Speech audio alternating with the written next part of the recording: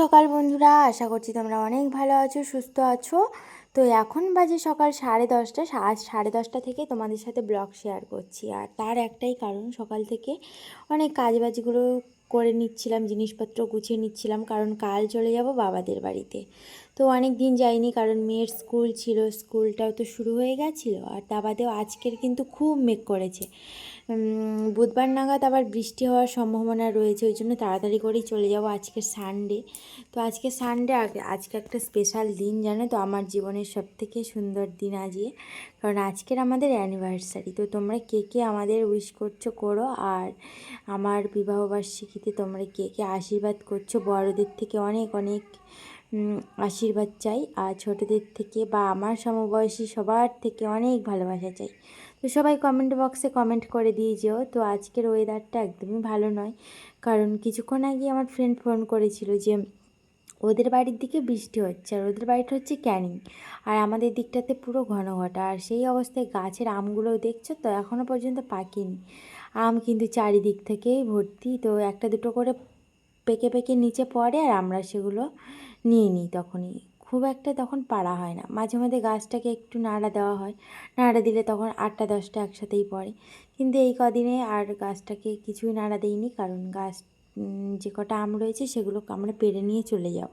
তো আজকের তো আমাদের অ্যানিভার্সারি স্পেশাল খাওয়া দাওয়া তো জানোই, একটু ভালো মন্দ তো হতেই হবে। তো ওর বাবা বলছিল যে মাটন নিয়ে আসবে, কিন্তু আমরা বলি না, যে মাটন এখন খাবো না। আর পরপর অনেকবারই চিকেন খাওয়া হয়েছে, এতটাই ভালো না শরীরের পক্ষে।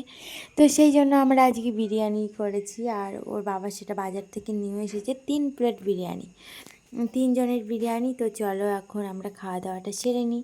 তার আগে আমাদের কিছু স্পেশাল মুহূর্তগুলো তোমাদের সাথে শেয়ার করতে পারিনি, আর সব সময় সম্ভবও হয়ে ওঠে না, ওই জন্য আর কি আমাদের যেটুকু সামর্থ্য হয়েছে আমার সেটুকুই আমি করলাম। তো স্পেশাল মুহূর্ত বলতে বছর আর কোনো কিছুই করা হয়নি। আর ও ও এতটাই শরীরটা টায়ার্ড লাগছিলো, ও জাস্ট আমার জন্য গোলাপ আনতেই আর মানে ভুলেই গেছে। তবু বলেছে আমাকে কাল চকলেট আর গোলাপ দেবে। তো যাই হোক, কালকের দিনের আশায় থাকবো। আরও আমাকে এই আজকে বিরিয়ানি ট্রিট দিয়েই খাওয়ালো। তবে এখন খাওয়া দাওয়াটা সেরে নিই। খাওয়া দাওয়া সেরে এখন বাজে 4:30। এখন দেখতেই পাচ্ছ চারিদিকে কাদা জল, প্রচুর বৃষ্টি হয়েছে। এখন 4:30-এর সময় দেখেই মনে হচ্ছে পুরো অন্ধকার। হাতে আমার আমের পেপারটা দিয়ে দিল, আমের পেপার থেকে এখন আম নামাবে গাছ থেকে। তো চলো, রাস্তার দিকে দেখো সারা জায়গাটায় জল জমে রয়েছে, বেশ বেশি পরিমাণেই বৃষ্টিটা হয়েছে। এমন বৃষ্টি হয়েছে কি বলবো আর, বৃষ্টির সাথে ঝড় হয়েছে, হালকা দমকা হাওয়া যেরকম, আর বজ্র সহ। পাশের বাড়ির নয়ন কিন্তু আমার মেয়ের সাথে গল্প করতে করতেই চলে যাচ্ছিলো খেলা করতে। তো এখানে দেখো আমার মেয়েও আসছে এবার ওকে দেখতে গিয়ে। আর এখানে দেখো আমগুলো সব নামিয়ে আর পেপারে দিয়ে দিল।